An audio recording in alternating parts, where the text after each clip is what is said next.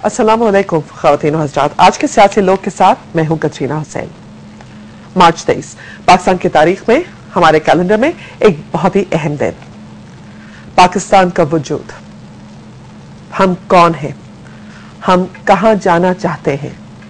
आज जब जहां हम खड़े हैं, मुल्क इतनी मुश्किल हालात से गुजर के हम इस नौबत पे आए हैं कि chief justice of Pakistan Iftikhar Chaudhry is finally back in office. लेकिन हमारे मुल्क में कानून बनाने वाले कौन हैं? अगर चीफ जस्टिस, सुप्रीम कोर्ट या कोई भी इदारा, कोई भी जुडिशल फोरम, चाहे सेशंस कोर्ट हो, चाहे डिस्ट्रिक्ट कोर्ट हो, चाहे हाई कोर्ट हो, चाहे सुप्रीम कोर्ट हो, वो तो कानून फॉलो करेंगे। ये कानून बनाता कौन है? हम लोग कहते हैं कि हमारे पास पार्लियामेंट है और पार्लियामेंट की बालादस्ती की बात की जाती है।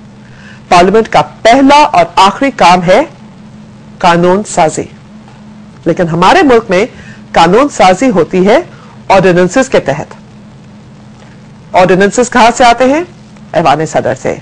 और मैं गुज़िश्ता एक साल की हुकूमत के बारे में और प्रेसिडेंट आसिफ अली जरदारी के बारे में सिर्फ बात नहीं कर रही।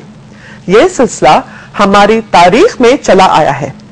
हमारे आईन में आर्टिकल 89 के तहत प्रेसिडेंट को यह हक है कि वो ऑर्डिनेंसेस जारी करें। ये हो क्या रहा है, इसी पे आज रोशनी डालेंगे। आइए आपका मेहमानों से हम तारुफ कराते हैं। आज हमारे पहले मेहमान हैं इफ्तिखार हुसैन गिलानी साहब। आप फॉर्मर फेडरल मिनिस्टर हैं फॉर लॉ। हमारे दूसरे मेहमान हैं lieutenant general retired Talat Masood sahab. आप डिफेंस एनालिस्ट भी हैं और इनसे भी हम ये बात करेंगे कि सिर्फ ये मसले मसाइल नहीं, लेकिन बार बार हमारे मुल्क में जब मिलिट्री टेक ओवर्स होते जाते हैं तो फिर क्या होता है, इस पर भी हम नजर दौड़ाएंगे। और हमें उम्मीद है कि कुछ देर बाद जाहिद हुसैन साहब, जो सीनियर एडिटर हैं न्यूज लाइन मैगजीन के, वो भी हमें ज्वाइन करेंगे। आप दोनों का शुक्रिया कि आज आप मौजूद हैं। और गिलानी साहब, मैं शुरू कहां से करूं? मैं तो इतनी कंफ्यूजन में हूं, मैं लॉयर नहीं हूं, लेकिन जब इस पे मैंने नजर डाली तो पता चला कि हमारे सारी कानून साजी खुदा जाने कितने सालों से ऑर्डिनेंसेस, एक्ट्स और रेगुलेशन के तहत हो रही हैं। जरा हमें समझाएं कि आर्टिकल 89 और ये ऑर्डिनेंसेस की जो ये आदत लगी हुई है लोगों को, किधर से आई? ये असल में जैसे अब हमारा आइन, एक तरफ से तो हम ये कहते हैं कि ये इसकी बुनियाद है ट्रिकोटमी ऑफ पावर, इन 3 सतून है हुकूमत के। जैसे आपने कहा, बिल्कुल सही कहा कि लेजिस्लेचर इस काम सिर्फ कानून बनाना है, जो हमारी पार्लियामेंट जी। फिर उसके बाद आती है हमारी एग्जीक्यूटिव जो हुकूमत चलाती है, फिर उसके बाद आती है जुडिशरी जो इंटरप्रिटेशन करती है। अब मेरा नजरिया, बिल्कुल मैं आपसे इत्तेफाक करता हूं, यही है कि आर्टिकल 89 जब तक आइन में रहेगा तब तक आपकी लेजिस्लेचर इनइफेक्टिव रहेगी। जरा हमें बताएं कि आर्टिकल 89 जरा डिस्क्राइब करें हमें। आर्टिकल 89 शुरू ऐसे हुआ, पहली बार जब इंडियन इंडिपेंडेंस एक्ट बनने शुरू हुए 1917 में और फिर 35 में, वो एक शो केस इन्होंने लेजिस्लेटिव असेंबली बनाई।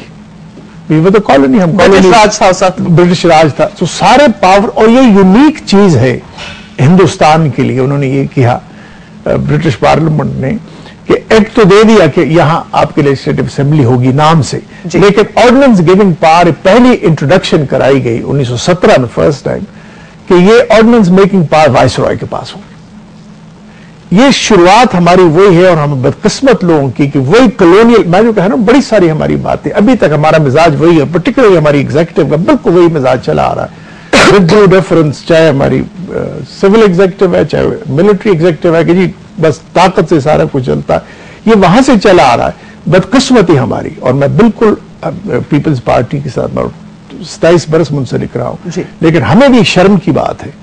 पीपल्स पार्टी हमारी बदकिस्मती, जब मैं गवर्नमेंट में था उस वक्त हमारे पास मेजोरिटी नहीं थी, उस वक्त मैं चलाता था, लेकिन ये ऑर्डिनेंस की पावर रखना, सीधी सी बात, और दुनिया की किसी महज़ब मुल्क में, मैं दावे से कहता हूं सिवाय हिंदुस्तान के, उन्होंने भी अभी तक रखा हुआ है। क्यों रखा? बांग्लादेश का पता नहीं, but I don't think, I am talking of the civilised, the democratic countries of the world, जहां पार्लियामेंट, हम कहते हैं कि हमने पार्लियामेंट्री डेमोक्रेसी, कहीं भी ये इख्तियार नहीं है।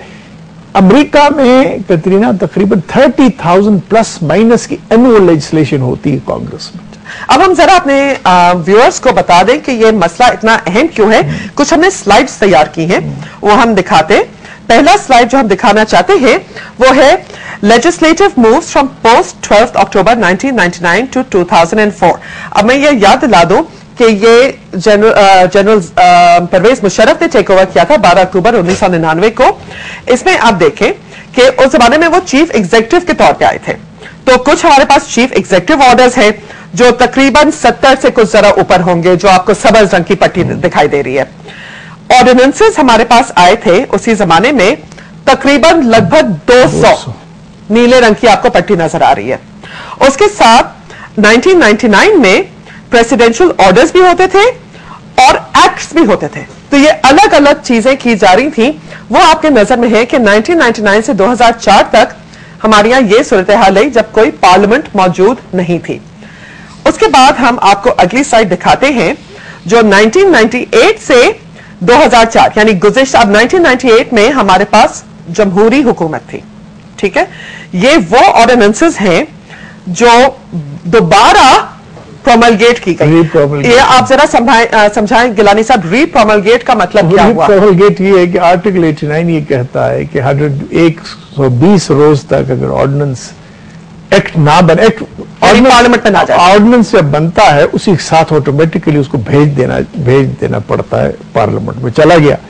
अब अगर वो आईन ये कहता है आर्टिकल 89 कि अगर 120 रोज यानी 4 महीने में वो एक्ट ना बना तो लैप्स कर जाएगा। हाँ। हम क्या चक्करबाजी करते हैं कि 4 दिन या हफ्ता जब रहता है हम उसको रीप्रोमलगेट। तो ये रीप्रोमलगेशन का एक ऑर्डिनेंस मुझे याद है, एक ऑर्डिनेंस को 42 मरतबा रीप्रोमलगेट हुआ था, 42 टाइम्स। पार्लियामेंट के सामने डिबेट के लिए आता ही नहीं है। नाज़रीन, आपको खुद ही नजर आ रहा है कि ये क्या सूरत हाल है। हल्की नीली जो है वो ऑर्डिनेंसेस हैं जो पार्लियामेंट के सामने आते ही नहीं है और बार बार चली जाती है। अच्छा, क्लियरली दिस इज ऑल कानून, यानी ये ऐसे कानून है जिसके तहत आप, मैं, हम सब जेल जा सकते हैं अगर हमने खिलाफ वर्जी की।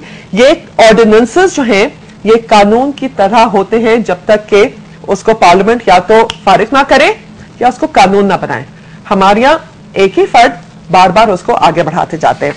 एक नजर जल्दी से देख लेते हैं कि हमारी जब पार्लियामेंट एक आ गई थी पाकिस्तान मुस्लिम लीग काफ की 2004 से 2006, वहां की भी सूरत हाल हम आपको दिखा देते हैं कि वहां पे भी कुछ कमी तो नहीं आई।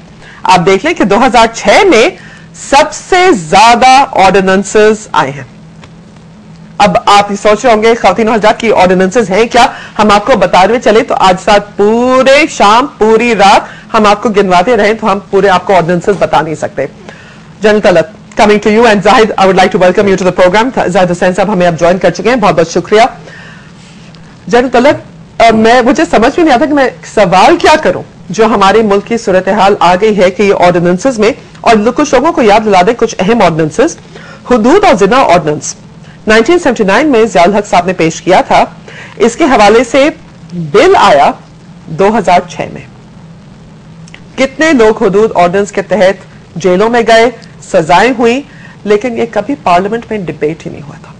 एक एग्जांपल मैं दे रही हूं, वरना तो बेतहाशा है। इससे जाहिर होता है कि कानून साजी जो है, जो इसका असल मकसद है, जो आपने अभी बयान भी किया, वो तो हो ही नहीं रही है। यानी जिस हद तक होनी चाहिए वो तो बिल्कुल नहीं हो रही है, और ज़्यादातर जो इन्हिसार है वो ऑर्डिनेंस के ऊपर है, इसलिए कि वो एक तरीके से एस्केपिज्म है जिसे आप कह सकते हैं, या शॉर्ट सर्किटिंग है कि भाई आपने कहाँ बहस करना है, आपने इतनी तकालीफ कहाँ उठानी है कि पार्लियामेंट का बहस हो। हालांकि देखिए असल बात ये होती है, और क्यों इसके ऊपर हम जोर दे रहे हैं कि ये कानून साजी जो है पार्लियामेंट में होनी चाहिए, इसलिए कि पार्लियामेंट में नुमाइंदे होते हैं लोगों के।